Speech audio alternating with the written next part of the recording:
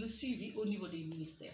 Et là, on a un plan d'action en cours où il est prévu de mettre en place un réseau des points focaux genre au niveau des ministères, parce que nous avons eu à faire une formation avec les points focaux genre de différents ministères, surtout les ministères en tout cas qui sont les plus concernés par cette réforme, et on a eu à faire des réunions avec ces points focaux genre, et la prochaine étape était de mettre en place ce réseau de points focaux genre qui doit aider le comité de plaidoyer au niveau de leur ministère.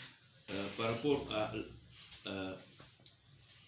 la logique de la gestion axée sur les résultats, là, je pense que dans notre présentation par rapport au suivi et l'évaluation de cette stratégie de plaidoyer, nous l'avons décrit tout à fait au début en annonçant l'ensemble des segments liés à cette évaluation.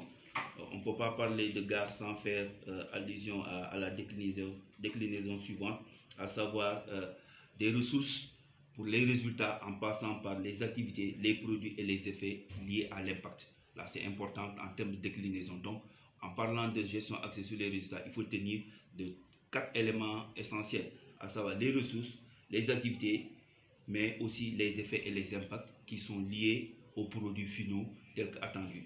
Et pour cela, il faut faire la liaison entre les ressources et des résultats attendus. Donc c'est ça, quelque part, si vous voyez, même par rapport aux difficultés que nous avons à travers la mise en œuvre de certains plans d'action, c'est ressorti. Si vous voyez un petit peu les questions et les contributions des uns et des autres, qu'est-ce que nous faisons pour le monde rural?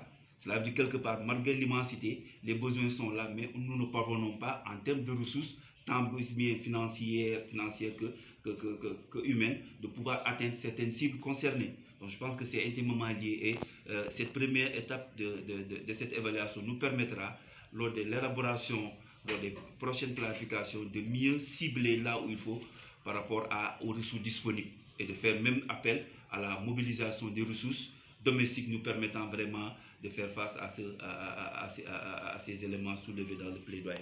L'autre aspect, c'est par rapport à l'engagement communautaire que Mme Rocha nous a demandé. Je pense que tout à fait au début, l'option pour le comité de plaidoyer, c'était une fois que les autorités, une fois que l'idée de ne pas avoir une loi populaire à germer, il fallait davantage travailler sur ça. Je pense que la task force a travaillé davantage avec les Badiangor, avec les parajuristes de l'ASBEF, avec les autres acteurs communautaires qui travaillent d'habitude avec l'ensemble des organisations membres de cette task force sur les questions de violence, mais aussi sur les questions de santé sexuelle et reproductive. Donc je pense que ce sont ces dynamiques-là que nous allons davantage développer pour en faire bénéficier à toutes les communautés. Par rapport à Guindo, je pense qu'il a beaucoup plus insisté sur la décentralisation des interventions, surtout dans le monde rural. C'est vrai, à un moment, et ça revient toujours par rapport à cet aspect de planification. Si dans la planification, les ressources sont limitées, ça poserait problème d'atteindre certaines couches qui sont vraiment dans le besoin. Et Madame la Présidente, je m'en vais rapidement terminer sur quelques aspects. Je pense que par rapport à Djeneba Djemé, elle a parlé surtout de quels sont les pays quelle a été la question. Je pense que, comme l'a partagé la coordinatrice dans sa présentation, c'est beaucoup plus par rapport à l'applicabilité. Je pense qu'une délégation sénégalaise avec des magistrats et des membres de la task force sont allés même au Burkina, pour donner l'exemple du Burkina, pour voir aujourd'hui pourquoi le Burkina qui a la loi, et que les gens ne l'appliquent pas. Donc je pense que c'est des questions d'applicabilité liées à cela. Donc, et nous ne voulons pas tomber dans ce jeu-là, et qu'une loi qui sera là votée et que les populations ne seraient pas en face par rapport à ça.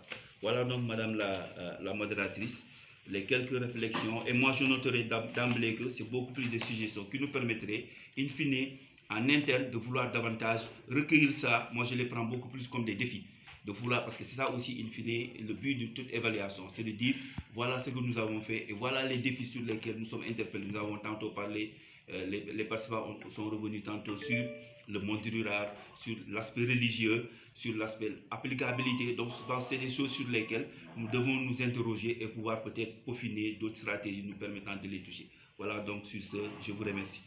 J'aimerais juste préciser que pour la logique de la gestion axée sur les résultats, nous nous sommes basés sur cette méthode, par exemple, pour évaluer les projets. Mais pour l'évaluation que nous avons portée sur le plaidoyer, nous nous sommes basés surtout sur la théorie du changement et sur l'outil de l'observation, avec l'appui de Mandian qui est là. En fait, c'est juste ce que je voulais dire pour terminer. Merci beaucoup.